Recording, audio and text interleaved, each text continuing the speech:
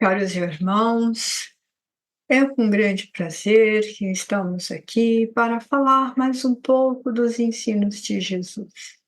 Antes de começarmos os estudos, vamos elevar os nossos pensamentos a Jesus, o nosso Mestre, nosso irmão maior, que nos ampara, que nos auxilia, para que tenhamos uma vida com mais leveza, com mais tranquilidade, compreendendo as nossas expiações, as nossas provas, as nossas necessidades de lições e aprendizado.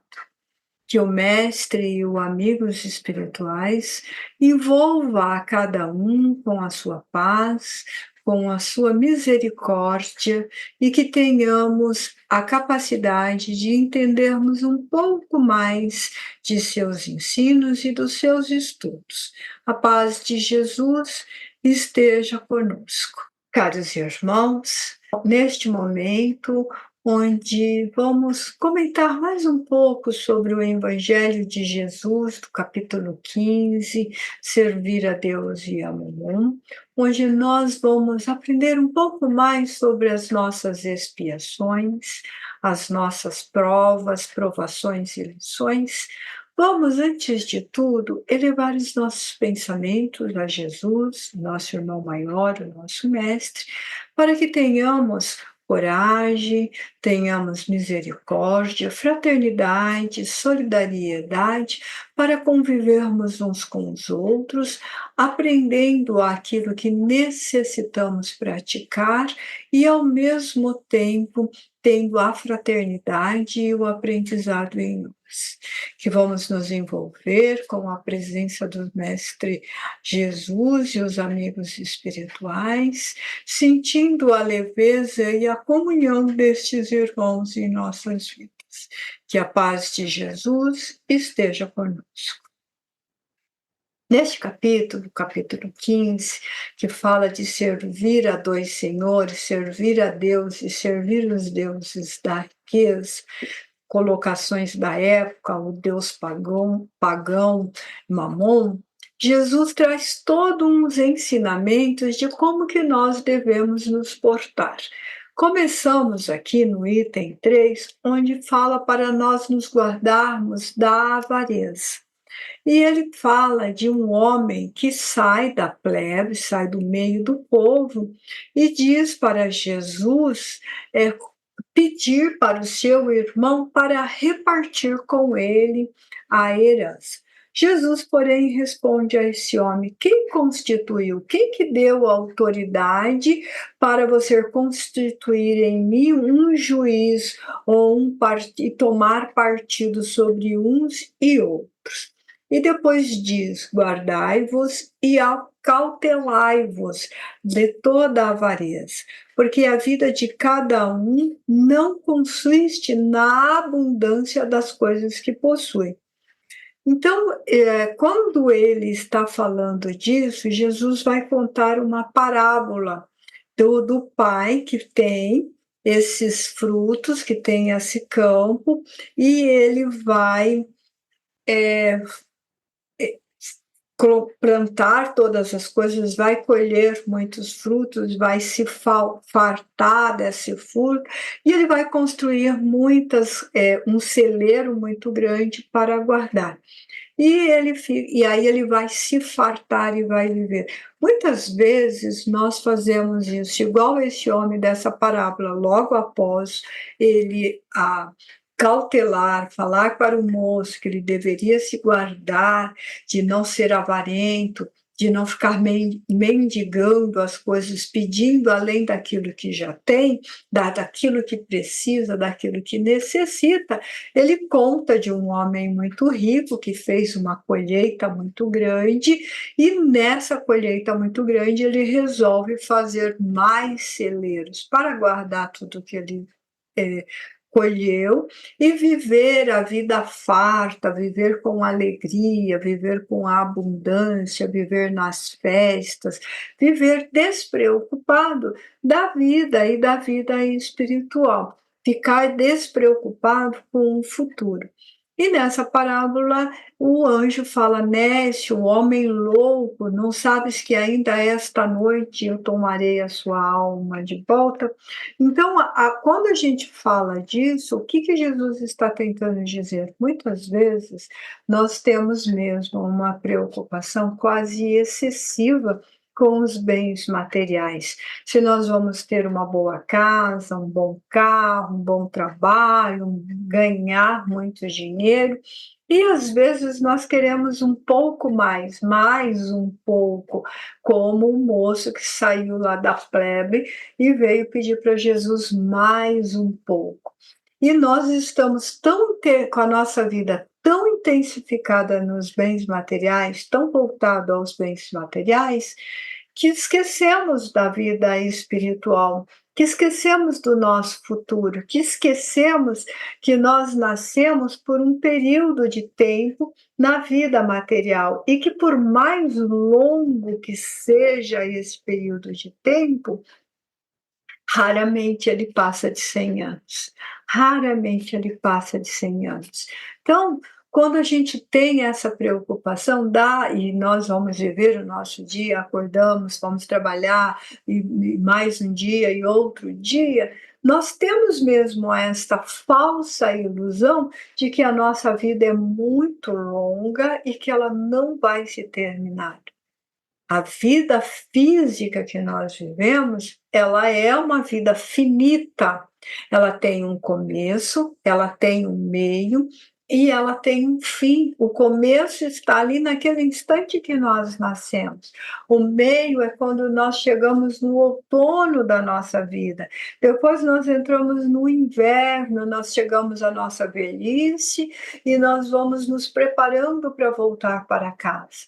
Será que esta volta para casa, nós temos as mesmas riquezas, nós temos a mesma abundância que temos na vida material? Com relação a isso que Jesus está falando nessa parábola. Porque como que será a nossa vida lá no futuro? Como que vai ser a nossa vida na espiritualidade, se todo o nosso pensamento, se toda a nossa ação está completamente voltada às coisas materiais? As coisas materiais são imprescindíveis, são essenciais. Não há meio de nós termos uma vida encarnada sem as coisas materiais. Nós vemos e nós não ficamos tomados de compaixão quando vemos os nossos irmãos numa situação precária de rua.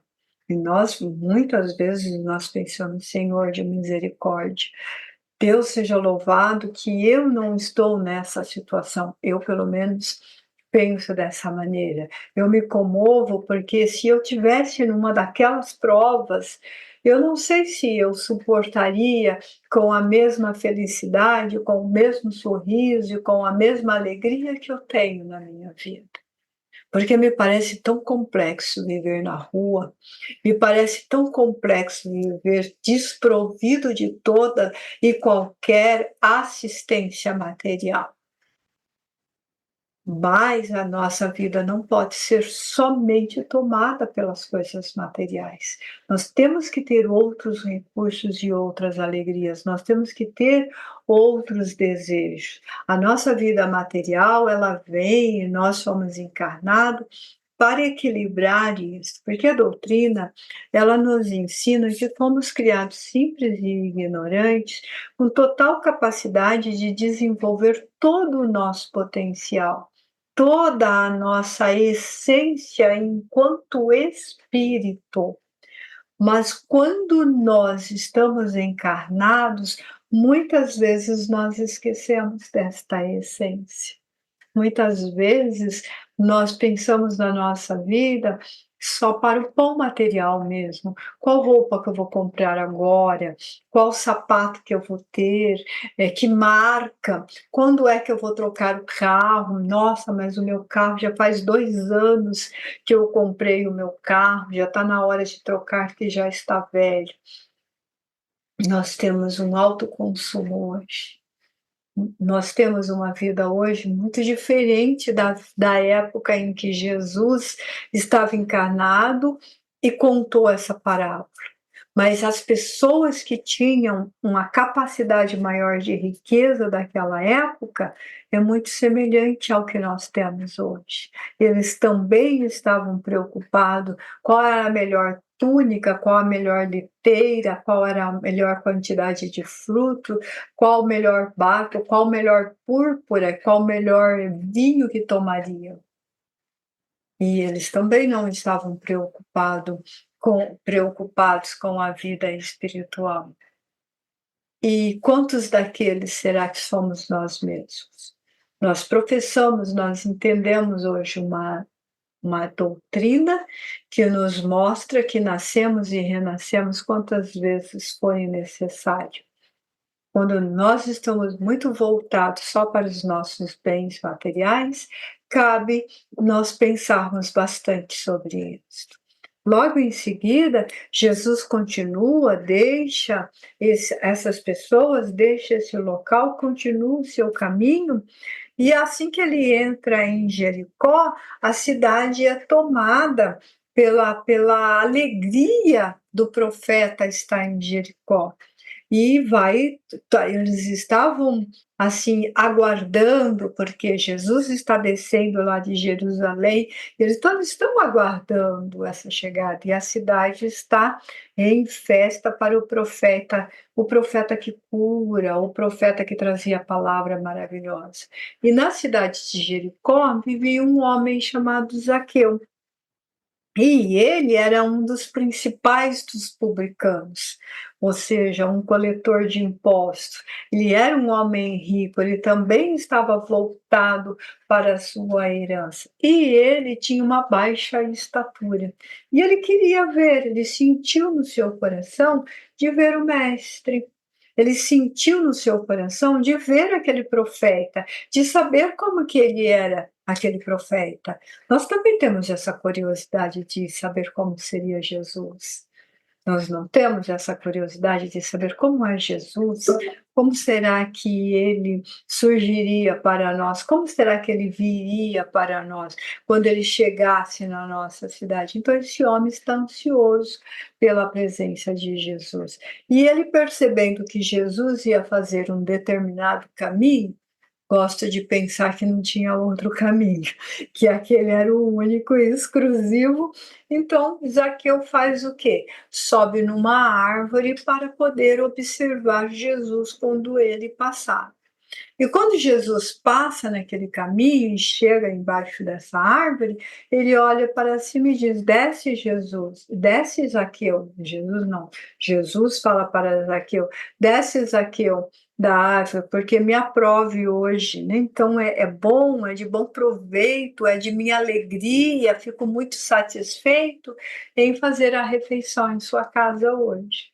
Imagina a felicidade desse homem. Bem, gente, eu sei que não está escrito isso lá na parábola, mas eu gosto de pensar assim, que se Jesus chegasse e dissesse assim: eu vou comer na sua casa, hoje me aprovo, eu ficaria muito feliz de ser recebido na sua casa hoje, eu não teria como dimensionar a felicidade. E acredito que nenhum de nós teríamos condições de dimensionar essa felicidade. Zaqueu desce rápido e vai para casa preparar o jantar, tomar as providências para esta ceia. E ele fala, e é muito bonito, porque quando ele chega naquela casa e vai se hospedar naquela casa, ele está prazeroso de receber aquilo, ele está feliz de receber aquilo. Vocês acham que não tinha alguém que estava olhando e que estava criticando de Jesus estar naquela casa? Ele era um cobrador de impostos. O povo de Jesus não suportavam os cobradores de impostos. Então, eu fico pensando e fico imaginando o quantos que tinham de pessoas ali de fazendo um biquinho feio, de fazendo um muxoxo. Nós fazemos isso também. Quando nós achamos que uma pessoa não é do nosso padrão, não tem o nosso padrão de moral, não tem o nosso entendimento, nós também temos um pouco desse preconceito. Nós também carregamos o verniz da nossa indignação. Então, carregaram. E ele então fala, Zaqueu fala para Jesus que tudo que ele fez e que se ele tivesse prejudicado alguém, que ele iria restituir, ele pagaria quadruplicado. Então ele devolveria mais do que o dobro, né? 4 vezes ele devolveria se ele encontrasse alguém que ele tivesse prejudicado. Olha que coisa interessante nessa parábola, né? Então, se eu prejudiquei alguém, se tem que fazer isso, se eu tiver que fazer isso, eu eu eu pago quadruplicado. E aí Jesus fala assim que hoje a salvação entrou nesta casa. Mas Jesus não está falando que você, Zaqueu, você também é um filho de Abraão. Ele está falando que a salvação entrou naquela casa, não é porque aquele homem iria devolver se tivesse prejudicado alguém, mas porque naquele momento Zaqueu começou a importar-se com a outra pessoa. Ele saiu do dinheiro e da fortuna ser só dele e pensar na fortuna e no dinheiro e no bem-estar de outros irmãos. Às vezes, nós estamos presos nas nossas coisas, nos nossos afazeres domésticos ou profissionais, e não temos muito tempo de pensar no nosso irmão, de fazer uma prece, de pedir misericórdia, porque todos nós estamos vivendo numa mesma escola. E de que maneira que nós estamos vivendo? A Terra é uma escola onde nós estamos vivendo lições muito semelhantes. Às vezes a gente não para pensar nisso, mas as dores que um passa e as dores que um sente é muito semelhante à dor e às dificuldades do outro. Nós temos experiências e provas e expiações muito semelhantes uns dos outros. E às vezes nós estamos tão voltados à nossa dor, estamos tão voltados às nossas próprias necessidades, que não lembramos do nosso irmão, não trazemos a salvação para a nossa casa.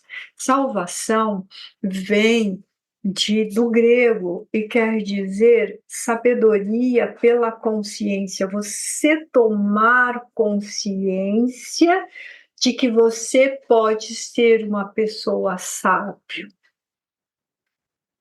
Quantas vezes nós estamos utilizando da nossa sabedoria, utilizando da nossa salvação, ou trazendo em nós uma salvação, pensando e se preocupando com o outro. E não é somente a filantropia que nós fazemos, a cesta básica, a providência de uma roupa, de um sapato, de um bazar e de um brechó na sua instituição de preferência. Não é apenas isto. É trazer no coração, dentro do coração, essa misericórdia. E cuidar bem da fortuna, do dinheiro, das coisas materiais, dos bens materiais que nós temos, porque ele está emprestado, ele está conosco por um período de tempo. O Espírito Protetor traz uma mensagem em 1861, dizendo que nós somos usufrutuários das heranças, dos tesouros dos céus, para o nosso aprendizado. E muito tempo, quando eu cheguei na doutrina e eu li esta mensagem, eu fiquei, ao mesmo tempo, de chocada, de falar, puxa vida, não é meu, eu falo que é meu, mas não é, e ao mesmo tempo feliz de saber que nós somos administradores. Como que nós estamos administrando os bens que Deus coloca para conosco? Como que nós administramos esses bens que nos chegam? Como que nós estamos preparando o nosso futuro para uma próxima vida? Como que nós estamos cuidando da nossa vida hoje, lembrando que nós somos herdeiros de nós mesmos? Qual será a nossa herança? O que que nós estamos guardando para nós? Como que nós vamos, lidar com esta herança? Como que nós vamos, cuidar de nós e do próximo com sabedoria, com inteligência? Como que nós vamos distribuir este pão? Como que nós vamos multiplicar como Jesus multiplicou? Como que a bondade vai se instalar em nosso coração? Como que o nosso olhar de amor, de entendimento, de paciência, de tolerância se estenderá ao nosso irmão? Como que nós vamos olhar para o nosso irmão, não aquele irmão de sangue, não aquela família, não aquela parentela, mas aquele outro que nós não conhecemos, aquele outro que não faz parte da nossa existência no nosso dia a dia, aquele outro que muitas vezes nos assusta, que muitas vezes nos causa um medo, um receio, como é o nosso pensamento para com ele. Como que nós distribuímos esse bem em torno de nós? Como que nós trabalhamos com esse bem em torno de nós? Como que nós desprendemos destes bens em torno de nós? Como que nós fazemos esse bem ser um bem para mim e para o outro? Como que eu posso empregar bem a fortuna? Jesus não condenou a fortuna. Jesus não disse que aquele que tivesse uma fortuna estaria condenado a uma vida futura de miséria. Pelo contrário, ele disse para empregar bem. Porque aquele que emprega bem, aquele que sabe distribuir, aquele que sabe valorizar, por exemplo, o seu funcionário, valorizar o bem-estar da sua família, valorizar o bem-estar da instituição que você trabalha. Então, nós estamos usufruindo de um bem, de um direito, mas estamos ao mesmo tempo permitindo que outros o façam também. E que faça com amor, que faça com carinho, que faça com entendimento, que faça com a luz do bem-estar. Muitas vezes, nós reclamamos da nossa vida sem direito. Sem direito de reclamar, porque nós esquecemos de olhar o outro que chora perto de nós. Muitas vezes nós reclamamos da nossa prova sem entender a prova do nosso irmão. Muitas vezes nós clamamos que a nossa dor é a dor maior do mundo, sem olhar a dor do que está ao nosso lado. Muitas vezes nós nos mantemos indiferentes. Na época de Jesus, não havia hospitais. As pessoas se amontoavam em vales dos leprosos. E Jesus se compadecia desses sofredores e ia nesses locais promover a cura e o bem-estar. Hoje nós temos toda uma sanidade e toda uma saniedade de existência. Hoje nós temos uma higiene, nós temos remédios, nós temos boas roupas, nós temos equilíbrio, nós temos bem-estar, nós temos apoio, assistência, temos resguardo do trabalho, segurança do trabalho, temos previdências para o futuro. mas nós temos tantos irmãos que não tem nada disso, e às vezes nós falamos: "Eles estão nesta situação porque escolheram ou porque plantaram, estão colhendo o que plantou". E aí fica uma pergunta, irmãos: será que nós não estamos semeando a mesma situação? Será que nós também não estamos semeando esse deserto em torno de nós? Vamos pensar sobre isso. Como é que nós entendemos a fortuna e a vida espiritual no nosso dia a dia? Nós não podemos servir a dois senhores. E nós podemos servir a Deus, usufruindo dos bens que Ele nos dá, auxiliando os nossos irmãos. Que a paz de Jesus ilumine os nossos dias e os nossos pensamentos e as nossas reflexões. Vamos agradecer a Jesus, aos amigos espirituais, o nosso Mestre Maior, pela felicidade que temos de entender os ensinos que Ele nos traz. Ensinos de paz, de amor, de compreensão e de carinho. Vamos agradecer todos os amigos que Ele nos coloca em nossa vida, seja eles encarnados ou desencarnados. Vamos agradecer a oportunidade que nós temos de conhecer a verdade libertadora da caridade, do amor ao próximo, da vida imortal, da oportunidade de ir e vir auxiliando-nos e auxiliando o nosso próximo. Vamos agradecer aos irmãos espirituais que nos auxiliam através do passe espiritual, trazendo alívio ao nosso físico e à nossa alma, a água que eles purificam, o bem-estar que eles nos proporcionam.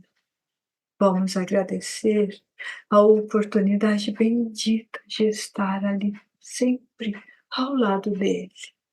E sabendo que quando nós o chamamos, podemos sentir ao nosso lado, junto com os amigos, junto com toda a paz que Deus nos traz. Nós te agradecemos, Senhor, pela oportunidade de entender que somos usufruários de seus bens e que nós possamos usufruir servindo os nossos irmãos, de maneira que nós semeamos a abundância na nossa vida hoje e também no futuro. E que nós possamos distribuir às mãos cheias o teu amor, a tua paz e a tua luz infinita. Assim seja.